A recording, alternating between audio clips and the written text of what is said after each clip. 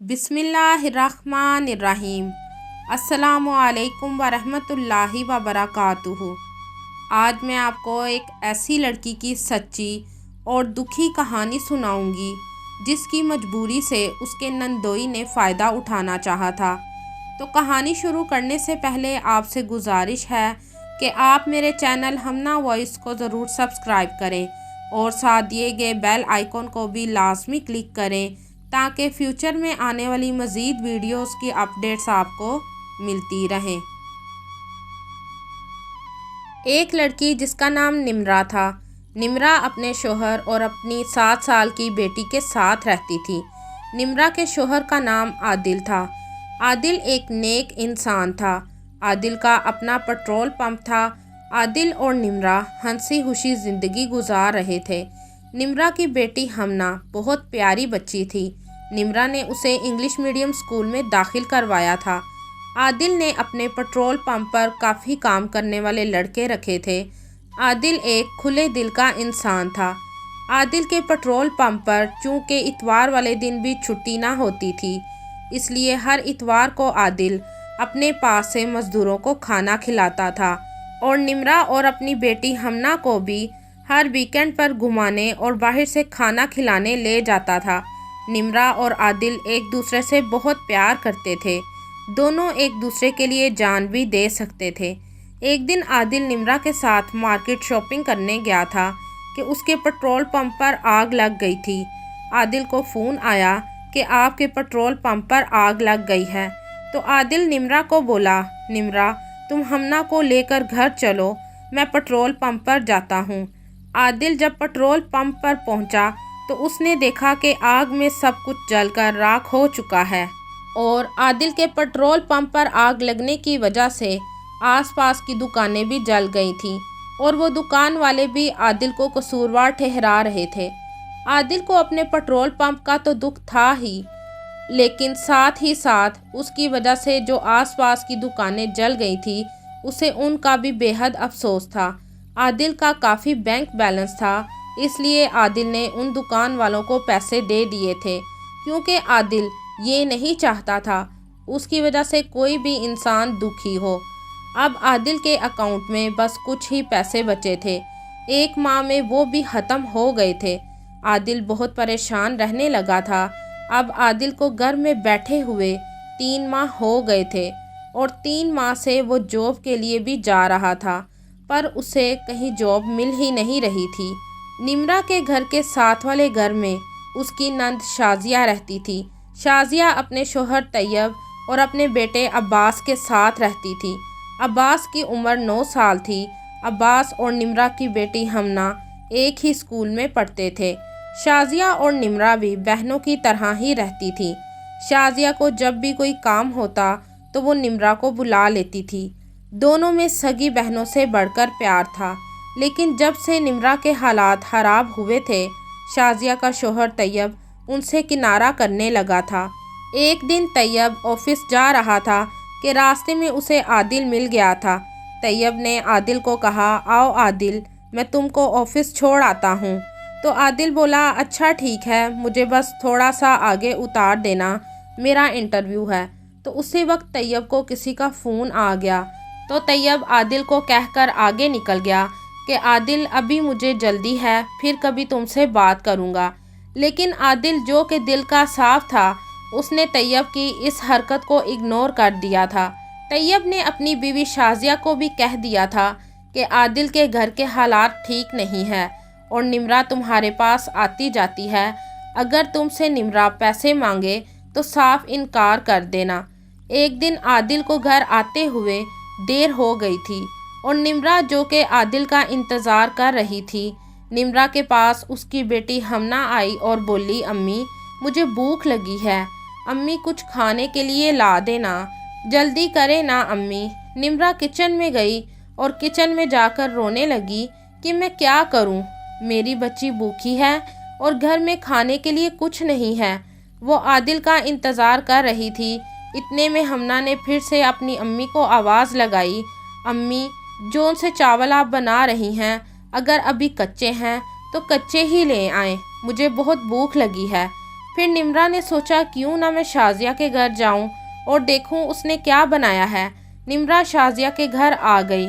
نمرا ابھی شازیہ کے گھر پہنچی ہی تھی کہ طیب دروازے کے پاس ہی کھڑا تھا اور بولا آپ آئیں اندر آ جائیں۔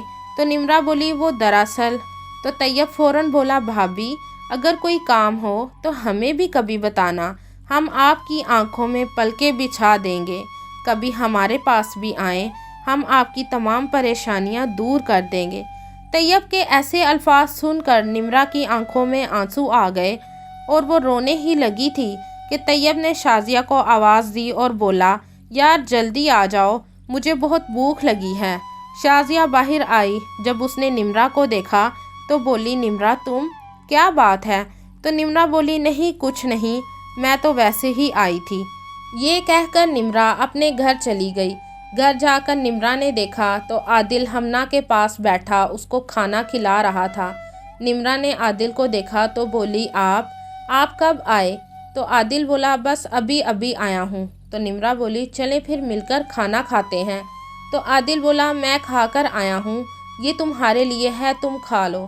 جب ہمنا نے کھانا کھا لیا تو نمرا نے اسے سلا دیا۔ پھر نمرا پلیٹ میں کھانا لے کر عادل کے پاس گئی اور بولی کھانا کھا لیں، آپ نے آج تک ہمارے بغیر کبھی کھانا نہیں کھایا، تو پھر آپ نے جھوٹ کیوں بولا؟ تو عادل بولا نمرا میں مایوس ہو چکا ہوں، 6 ماہ سے گھر میں بیٹھا ہوں، کوئی کام بھی نہیں مل رہا، کیا کروں؟ لوگوں سے ادھار لے لے کر تھک گیا ہوں، اور جہاں سے ادھار لیتا ہوں وہاں سے پھر شرم کے مارے گزرتا نہیں کہ وہ لوگ پیسے نہ مانگ لیں۔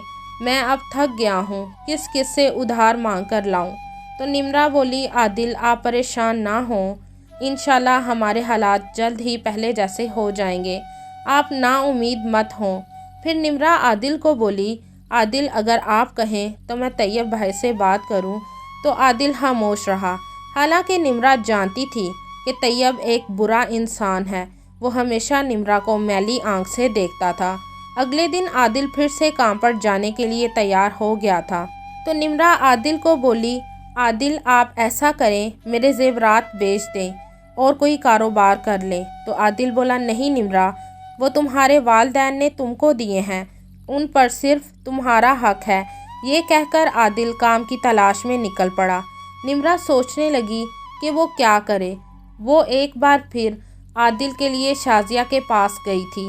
نمرا نے دروازہ کھٹکھٹایا تو طیب نے دروازہ کھولا اور بولا زہی نصیب، کیا بات ہے؟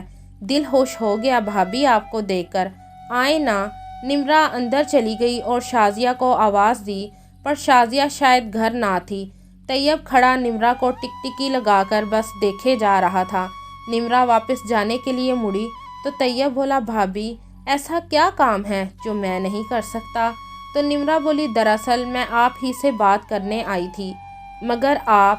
تو طیب نے فوراً نمرا کی بات کاٹی اور بولا بولے نا۔ تو نمرا بولی اگر آپ اپنے آفس میں عادل کو جاب دلوا دیں تو آپ کی بڑی مہربانی ہوگی۔ تو طیب بولا اس میں مہربانی کی کیا بات ہے، آپ بس میرا خیال رکھیں تو سب جلد ہی ٹھیک ہو جائے گا۔ تو نمرا بولی طیب بھائی میں صرف شازیہ کی وجہ سے آپ کا لحاظ رکھ رہی ہوں۔ یہ کہہ کر شازیہ گھر چلی گئی اور گھر جا کر رونے لگی تھی۔ رات کو جب عادل گھر آیا تو نمرا نے اسے 3 لاکھ روپے دیے۔ تو عادل بولا یہ کہاں سے آئے؟ تو نمرا بولی میں نے اپنے سارے زیورات بیچ دیے ہیں، میں چاہتی ہوں آپ ان پیسوں سے ہوٹل کھول لیں، اور ویسے بھی آپ کوکنگ میں ماسٹر ہیں۔ تو عادل کی آنکھوں میں آنسو آ گئے اور عادل بولا لیکن…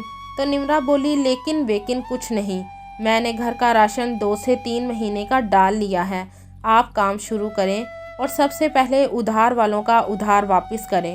عادل ایک بار پھر سے واپس اپنی پہلی والی حالت میں آ گیا تھا۔ دوسری طرف طیب کا سارا کاروبار تباہ ہو گیا تھا، ان کے دن فاقوں پر آ گئے تھے اور ان کے گھر بھی کھانے کے لیے کچھ نہ تھا۔ اب طیب اور شازیہ کے گھر کے حالات ویسے ہی تھے جیسے نمرا اور عادل کے گھر کے حالات خراب تھے۔ نوبت فاقوں تک آ گئی تھی۔ شازیہ اور طیب کے پاس کھانے کے لیے کچھ نہ تھا۔ انہوں نے اپنے بیٹے عباس کو سکول سے بھی ہٹا لیا تھا کیونکہ فیس نہ دینے کی وجہ سے اسکول والوں نے اسے اسکول سے نکال دیا تھا۔ طیب نے آہستہ آہستہ کر کے اپنا سب قیمتی سامان بیچ دیا تھا۔ عباس طیب کا بیٹا بھوک کی وجہ سے رو رہا تھا اور شازیہ اور طیب دونوں بہت پریشان تھے۔ اتنے میں نمرہ اور عادل شازیہ کے گھر آ گئے۔ نمرہ نے شازیہ کو کھانے کے بہت بڑے بڑے شاپر پکڑائے اور ایک پیسوں کا لفافہ شازیہ کے ہاتھ میں تھما دیا۔ تو شازیہ بولی، نمرہ یہ سب کیا ہے؟ تو نمرہ بولی، تمہارے بھائی نے ہوٹل کا کام شروع کیا ہے تو میں نے سوچا کیوں نہ اپنے ہوٹل کا پہلا کھانا آپ کو دیا جائے۔ تو شازیہ بولی، کھانا تو ٹھیک ہے مگر یہ کیا ہے؟ تو عادل بولا، میری بولی بہن یہ ایڈوانس ہے۔ تو طیب بولا، کس چیز کا؟ تو عادل بولا، بھائی تمہاری نوکری کا، تم میرے ہوٹل میں میرے ساتھ مل کر کام کرو گے۔ یہ سن کر شازیہ اور طیب کی آنکھوں میں آنسو آ گئے تھے۔ آج پہلی مرتبہ طیب نے نمرہ کی طرف شکریہ اور شرمندگی کے انداز میں دیکھا تھا۔ طیب شاید سوچ رہا تھا کہ نمرہ جب مجبور تھی تو اس کی مدد کرنے کی بجائے میں نے کئی بار اس کی مجبوری کا فائدہ اٹھانا چاہا تھا، لیکن اس نے میرے ساتھ ایسا سلوک کر کے مجھے میری ہی نظروں میں گرا دیا ہے۔ طیب نے جیسا مذاق اور سلوک نمرہ کے ساتھ اس کے برے وقت میں کیا تھا، نمرہ نے وہ سب نظر انداز کر کے شازیہ اور طیب کا برے وقت میں ساتھ دیا تھا۔ ضروری نہیں جیسا دوسرا انسان ہمارے ساتھ سلوک کرے ہم بھی اس کے ساتھ ویسا ہی سلوک کریں۔